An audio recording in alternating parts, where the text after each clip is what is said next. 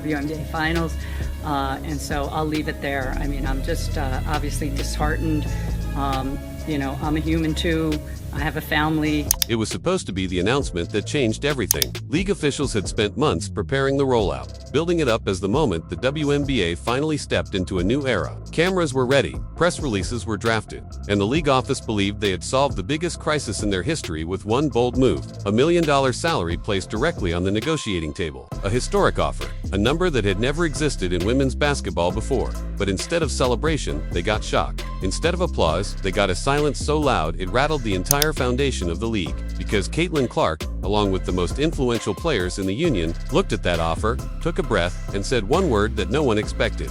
No. They did not debate. They did not counter. They did not even sit back down. They walked away from the table entirely. That walkout sent tremors through the league office. Tremors that grew into full-scale shockwaves within hours. And now those shockwaves have reached their first. Major casualty. Reports are erupting across the sports world that Commissioner Cathy Engelbert, the face of the league's corporate machine and the architect behind the rejected proposal, is out. Not stepping aside, not taking a break. Gone.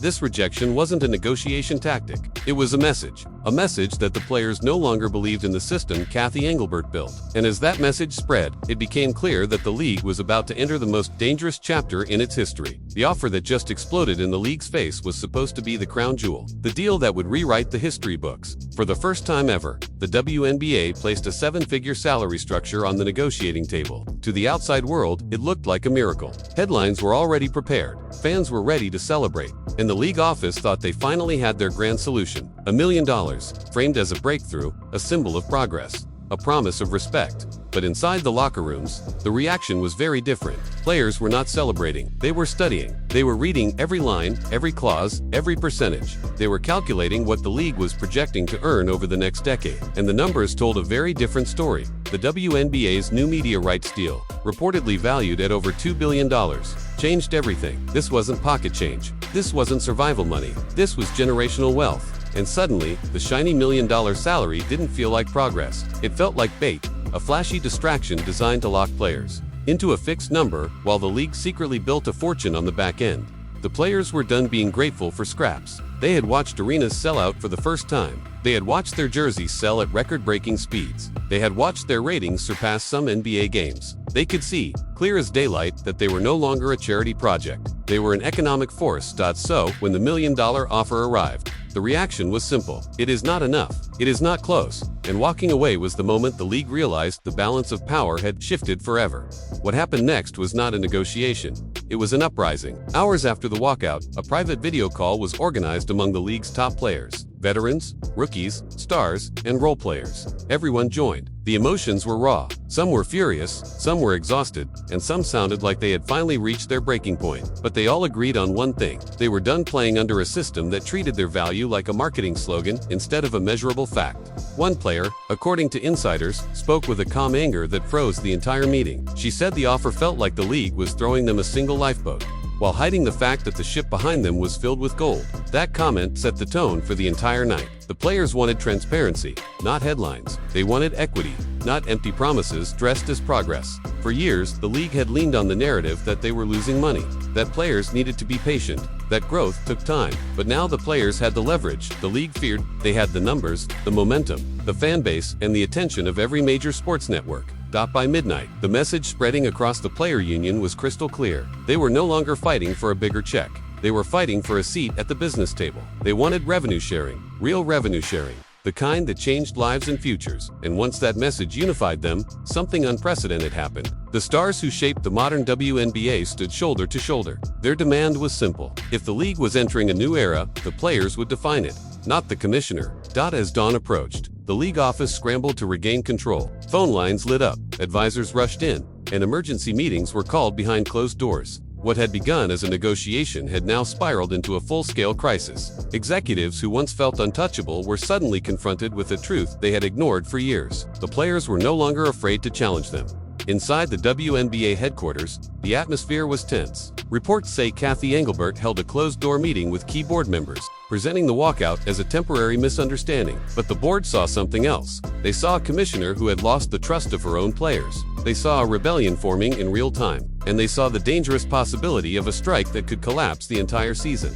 The board members asked one question: why did the players reject an offer that the league believed was historic? The answer was uncomfortable. The structure of the deal benefited the league far more than the athletes. Hidden caps, restrictive clauses, and slow growth incentives painted a picture of a salary system engineered to look generous while keeping long-term profits locked away from the players who generated them.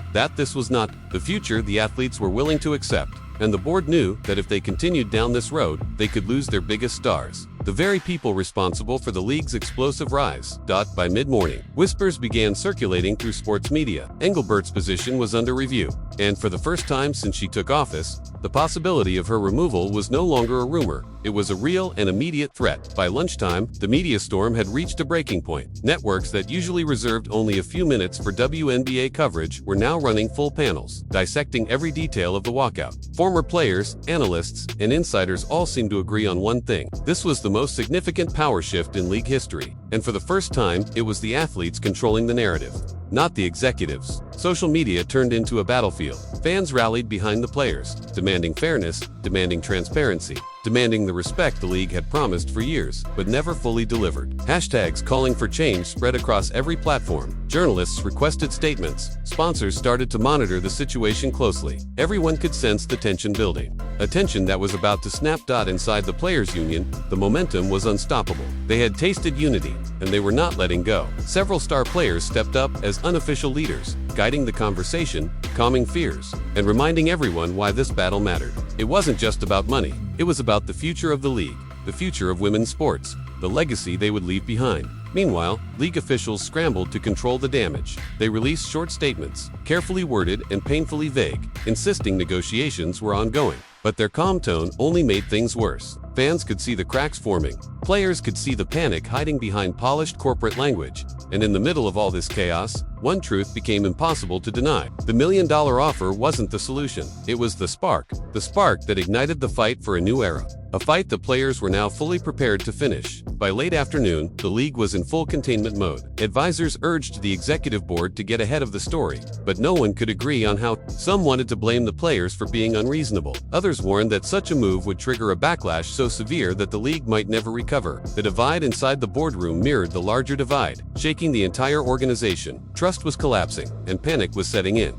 Behind the scenes, several owners were furious. They had invested millions into their franchises, expecting stability and growth. Instead, they were watching the situation unravel in real time. A few pushed for immediate concessions, arguing that the players had earned not just a raise, but a place in the league's long-term financial planning. Others insisted the league should stand firm, worried that giving in now would destroy their control forever. But while the owners argued, the players kept gaining ground.